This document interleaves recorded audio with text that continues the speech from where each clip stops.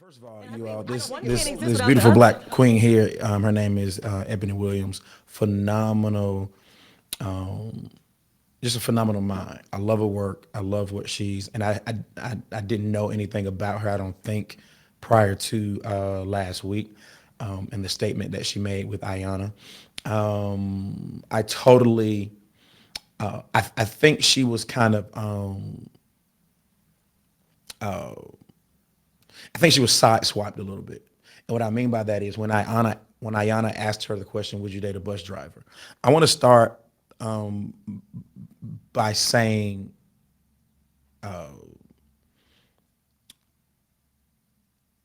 when I didn't watch the entire podcast that Ebony Williams had that Ayana was on. Ebony Williams had. I think she had her on a podcast. They're Soros, by the way. You actually have them on their shirt. You have them on their Nelia. Ayana and Ebony Williams are both proud members of Alpha Kappa Alpha Incorporated, and you have on their shirt. So you will love this particular show. Okay. Anyway,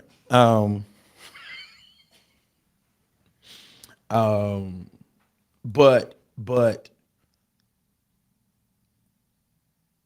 I think she was. I think Ebony was sideswiped a little bit. Number one, number two. I think both parties are right. I totally understood. I didn't watch the full episode, but I watched the clip, and of course, people are talking about it. It's something that happened last week, and Ebony said, Ayana asked Ebony, "Would you date or marry?" She said, "Date a bus driver." Correct? She asked her, would she date a Would bus she driver? date a bus driver? And Ebony said, if he owned the bus. Okay. Now, now of course, everybody is tripping about that. Everybody is, I mean, they are attacking Ebony for that statement. Now, here's what I said yesterday, and I'm going to say it again publicly on the platform with these 15 people that are so gracious enough to allow me to speak to them. Okay. I don't personally know. When I say personally, let me put it to you like this. And I learned this from my father. I want you to check what I'm talking about out. My father is one of the most phenomenal men that I've ever encountered. He raised us. No, no, I don't have any slight against people who you don't know or you didn't know or you don't have a relationship with your father. But I will never come off ever as if my father was not present and that my father didn't raise us. My father worked at he worked at UPS when he was and I think he was like out of high school. Then he found out that his girlfriend was pregnant with my brother, and so he goes off to the Marine Corps. He leaves the Marine Corps and goes into state government, and then from state government he just changes history with pastoral ministry. Okay. My father raised us. I'll never forget this. My sister came home. We were kids. All right.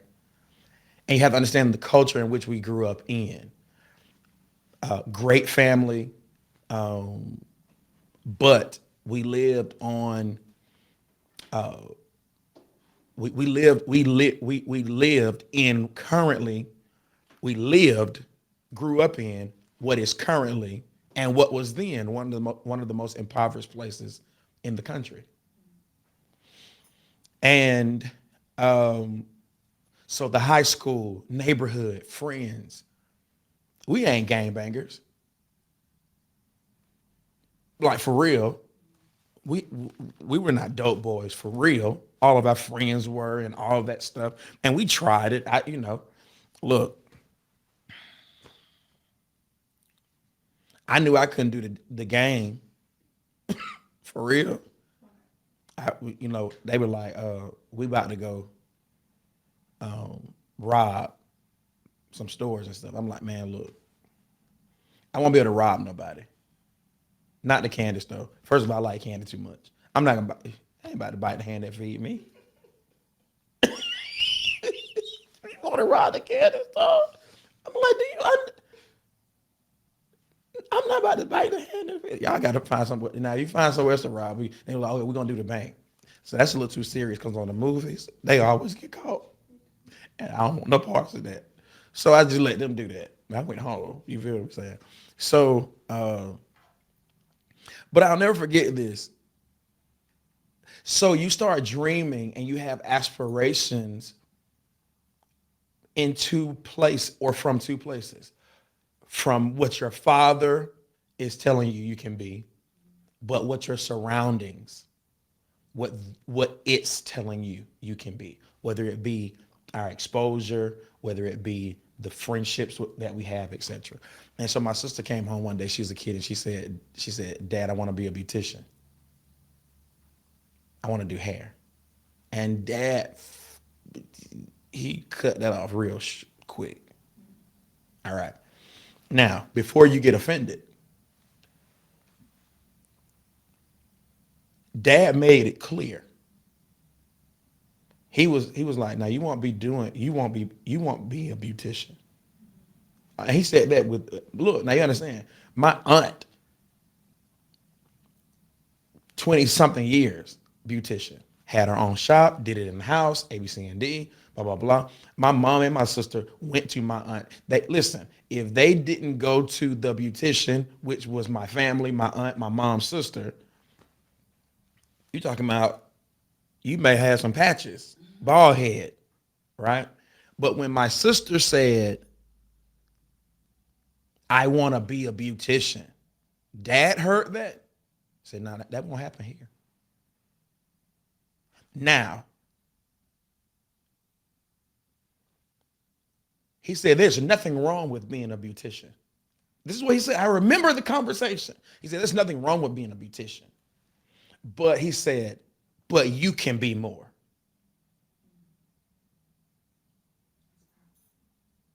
So now here's this interesting thing. Let's speed the culture up 20 years from the moment my dad said that. If my daughter walked up to me and said, Dad, I want to be a beautician, I'm going to say, all right, go forward. But get this, you will not only be a beautician. You will own your brand. I will purchase the LLC for you. I will give you $150,000 to start, because what we're going to do is franchise it. We're going to franchise it, right? But it's one of the most lucrative things you can do right now. Back then, you ready? Back then, it was considered a medium wage, or let's say an average job. 20 years later, it's a thing to do. But in that particular culture, it was considered, in theory, oh, that's the average job. Right?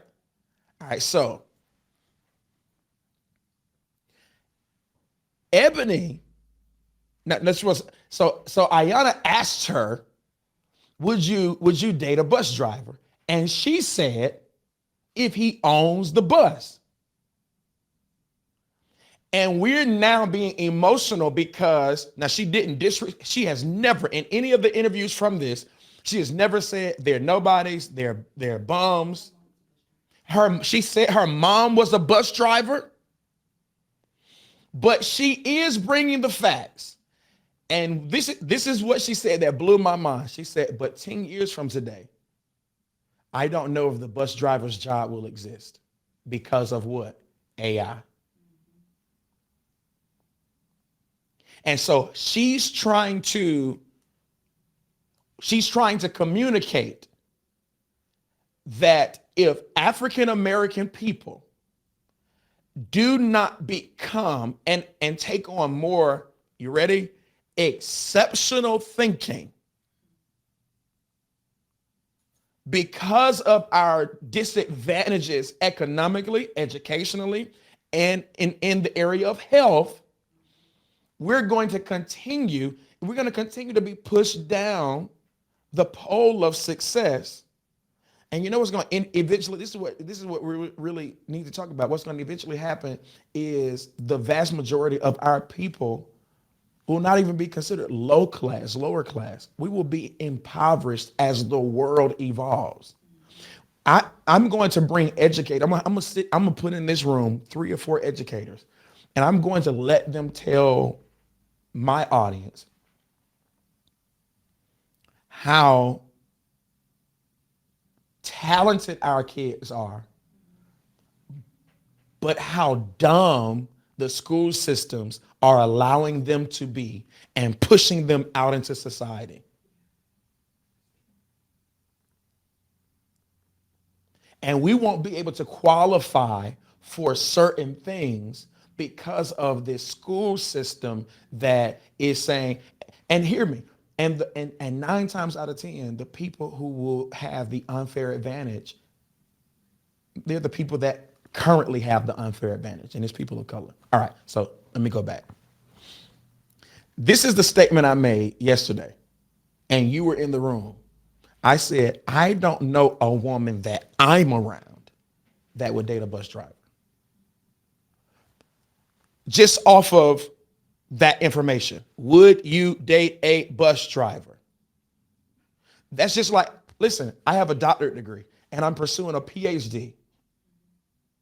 And if you ask me, would you date a beautician or what'd you say? A lunch lady. I'm not going, I need some more information.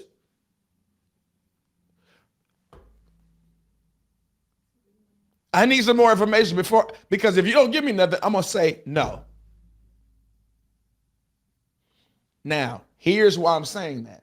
Because it then turned into the Breakfast Club where Envy was saying, I deal with regular people who they drive buses, they're police officers. I used to be a police officer. Those regular jobs. But those regular jobs, they make the world turn. They make the world work. But what they were saying was, Envy was like, I deal with people who have regular jobs and they do those jobs for the benefits, A, B, C, and D. And these people have property, they own things. So we cannot perpetuate that if you do those types of jobs, you're a bum. And that's all you have. You don't have education. You don't have any. We'll be talking about this all day. What she was saying, based upon what Ayanna presented to her, would you date a bus driver? Yes, I will, if he owns something. Now, isn't that the narrative that we're pushing the last 5 years, all on social media? Everybody's trying to own something. So what she said was, yes, I'll date the bus driver if he is an entrepreneur, if he's a CEO, if he has a position that he's not working for someone, but he works for himself and other people. Isn't that what we're trying to do? Isn't that what society isn't that what Black America is starting to really move into? Ownership. And so get this, but because of our average thinking, we heard, ain't nothing wrong with a bus driver. She's a lawyer. And so we heard, oh, my grandmom was a bus driver. My granddad was a bus driver. All of this things. So we heard it out of our feelings. And we forgot that what she said is what everybody's trying to do. Be an owner. All right. So let me help you real quickly. I was driving this morning, and this is the thought that came. The conversation is what's exceptional, what's average, what's mediocre. That's the conversation, right? What's exceptional, what's average, what's typical, what's mediocre.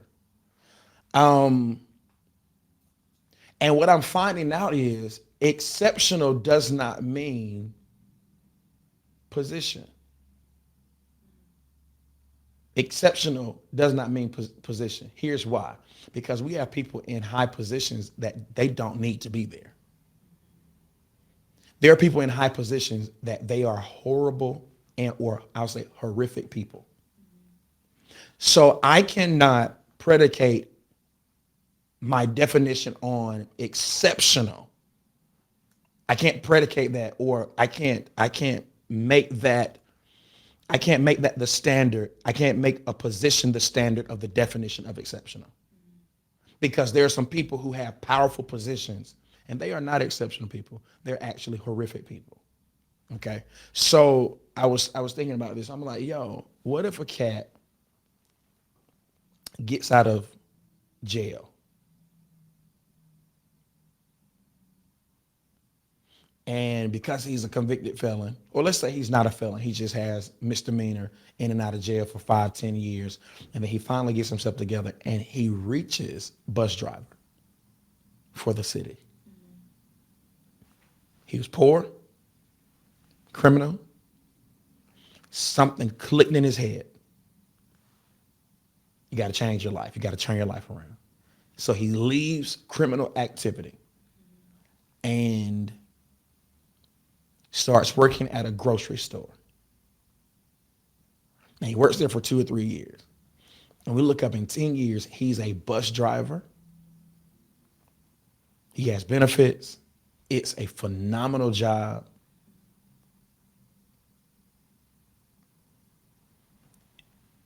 Is he average?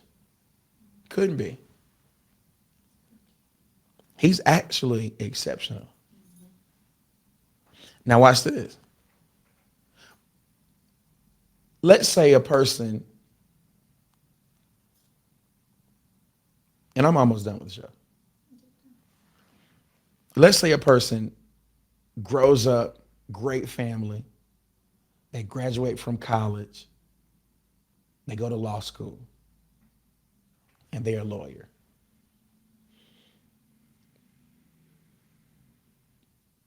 And everybody around them is saying, dude, you're good enough to be a judge. And they say, I don't want to. Or they start the process of being a judge and they quit. And they start again and they quit. And let's go into their personal lives. They always start the gym. They're a lawyer. They always start the gym and they quit. They have disgusting diets. They start a little diet and then they go back to eating how they. Is that person, they don't read. They don't really win a lot of cases, not because they're not gifted enough.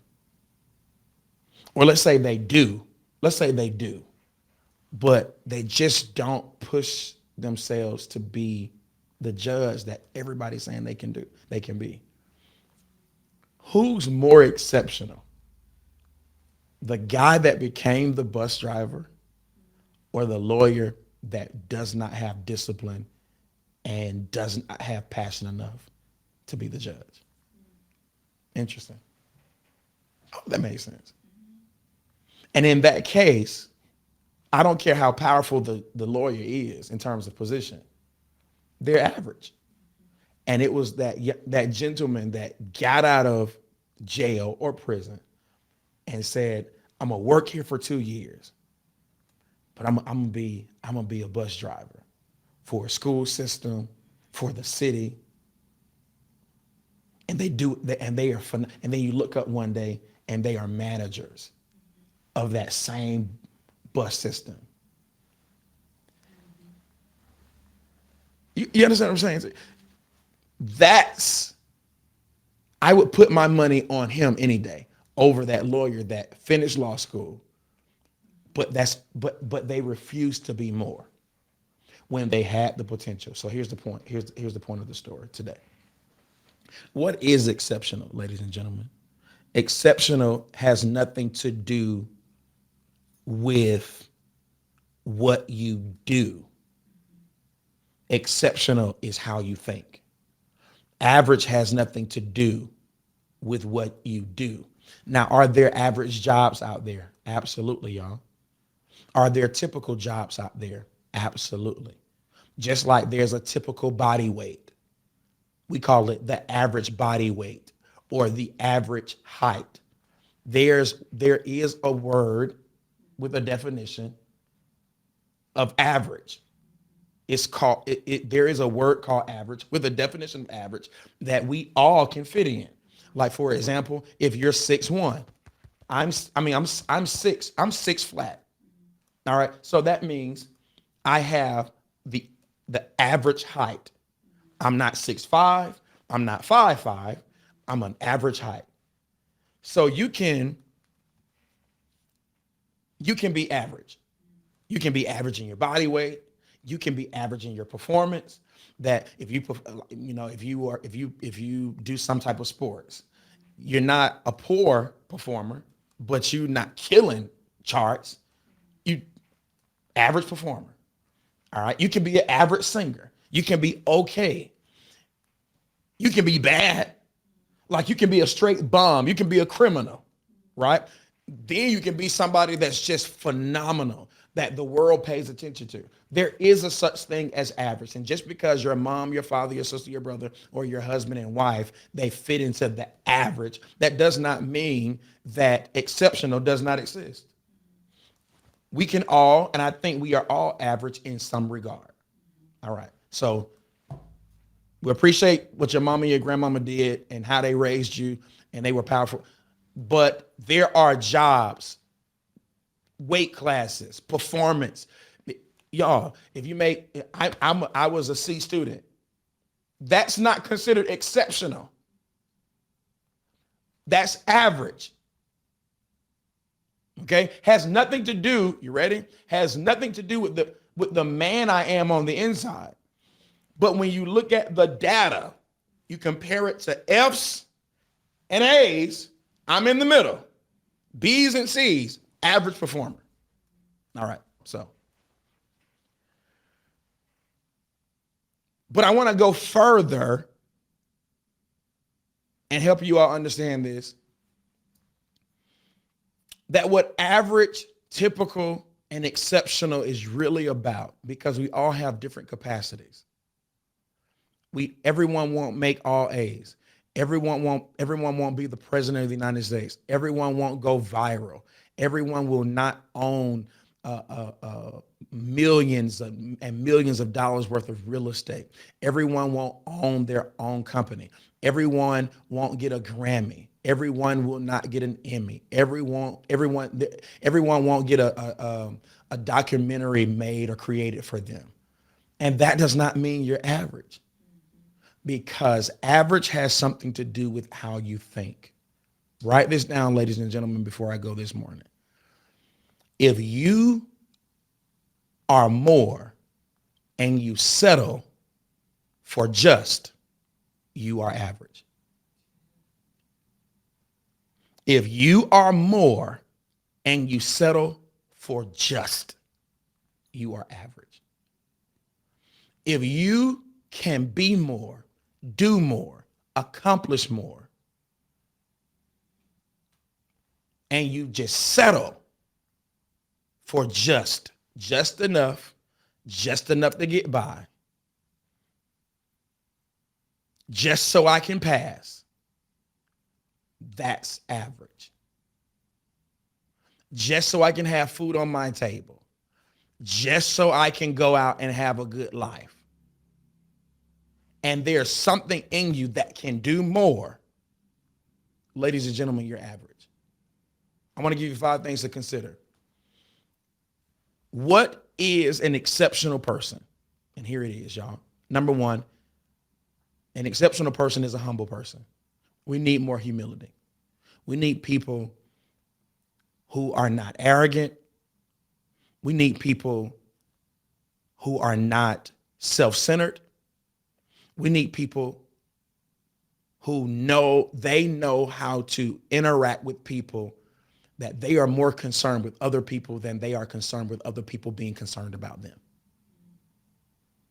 Ralph Stockman says this: true humility is intelligent self-respect, which keeps us from thinking too highly or too meanly of ourselves. It makes us modest by reminding us how far we have come short of what we can be. We need people who think more of others than they think about themselves. And when you are a person that's self-absorbed, self-centered, and you only care about your life and your condition, you are average. Number two, exceptional people are concerned with making themselves better.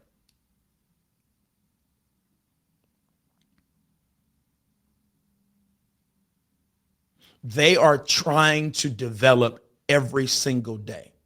I put on Facebook a couple of days ago, I said, I hate to read. I just do it because I don't want to be dumb. So exceptional people are trying to grow and develop themselves. They are not satisfied with how they are and who they are. Every single day they wake up pursuing personal advancement beyond money. Hear me, ladies and gentlemen, I'm trying to be a better man, because your children, though they need money, they will not, when they turn 40 and 50 years old, they will not harp on and be mad at they were not able to go to Disney World. By that time, they would have gone to Disney World 10 times. What they will be mad at and what they will resent is the fact that your character, that you didn't spend time with them. You didn't make time for them. You walked out on them. You abandoned them. You spoke, you talked down to them. I just talked about my father that taught us, that would not allow us to settle. So he's exceptional because he raised us. That's exceptional. So what am I saying? Character breaks average. When you're trying to develop as a person, you're not exceptional if you lie all the time. You're not. I don't care how much money you have. If it's just second nature to lie your way out of stuff. Lie when you're uncomfortable. Lie when you're afraid. Lie. I don't care how many businesses you have. If you got those businesses by lying, cheating, and stealing, you're not exceptional. You're garbage. You're garbage. You are not I don't care. We can walk into your business and you say, I have this, I have that, I have that. We walk into your house and it's 4 stories. If you got it off of robbing and stealing and cheating, you are garbage. And the person that has a regular apartment that's honest, that's decent, that works, that they care and they're considerate of other people, that's exceptional. So if you are growing internally, and if you wake up every morning, I want to grow and be better, that's exceptional. Number 3, get this, discipline. Discipline is exceptional. There are people who will never be rich, but they get up in the morning and they pray. They get up in the morning and they read. They get up in the morning and they meditate. They get up in the morning and they work out. They get up in the morning and they stick to a meal plan. After work, they don't always find themselves making excuses about working out. Or there's a person that gets up in the morning and they have a routine with their children. They're committed to praying with their kids and spending time with them before they get on their social media or their cellular devices. There's a parent that will never be rich, but they're exceptional because they are disciplined. They have a regimen. They have a habit. There are people out there, they say, I refuse to let my child ride the bus because I want to be the first person they see. I want to be the first person they see when they get up in the morning and the first person they see when they leave school. That's exceptional. I don't want to put them on the bus. They can go to the bus, but for the first 10, 15 years of their lives, I want to be their transportation. Why? Because I want to pray for them. I want to talk to them before they go to school. I'm not talking about the people that can't do it, but that's exceptional. That's it. The person that says, I'm coming home to my children every single day. That's exceptional. That's discipline. When you get pissed off, when you're not motivated, you still show up. That's exceptional. Not the person that calls out of work because you're tired. That's exceptional. The person that keeps showing up to the task that they don't really want to be a part of. They don't want to do, but hear me, which leads me to number 4. They are doing it because exceptional people are always thinking about things bigger than themselves.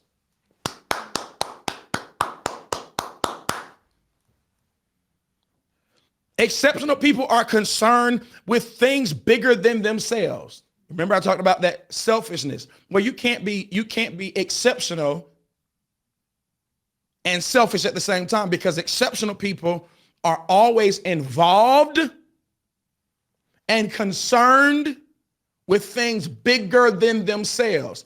When I talk to people all the time, I say, I live for you, not for me.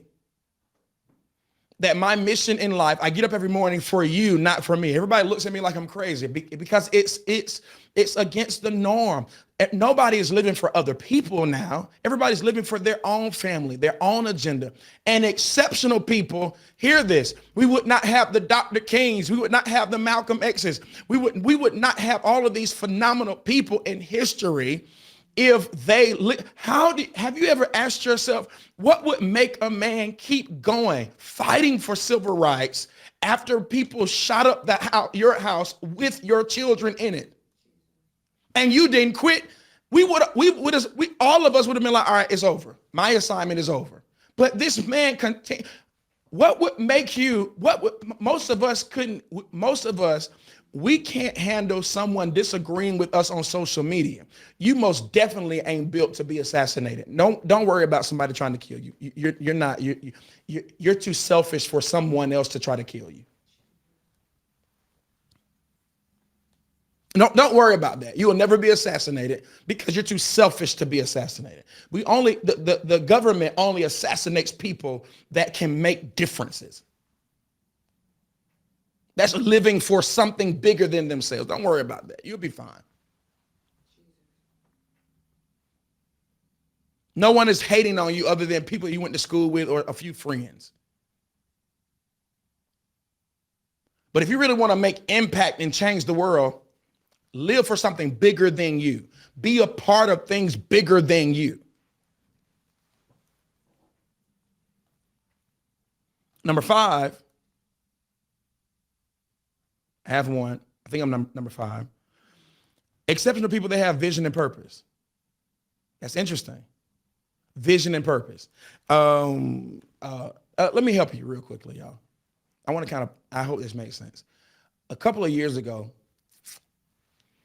this girl, she's like 19, 20, 21, something like that. She's driving at a high speed. It's like 100 miles per hour or something like that. And she ends up killing 2 people. A police officer she kills a police officer on the highway, and she kills the police officer that was arresting someone. So he was on a traffic stop.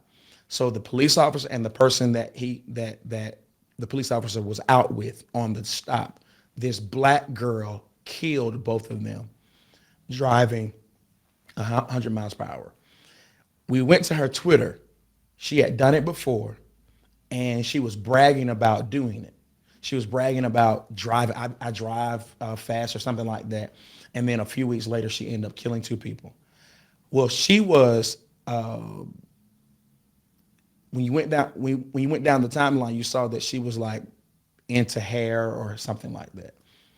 Entrepreneur, so forth. Well, she'll never do that again. Her life is over. Her life is over. It's done. I don't even think she's been convicted yet. I think she's still waiting trial. But her life is over. It's done. Okay. What blows my mind is You can have a dream, but not purpose.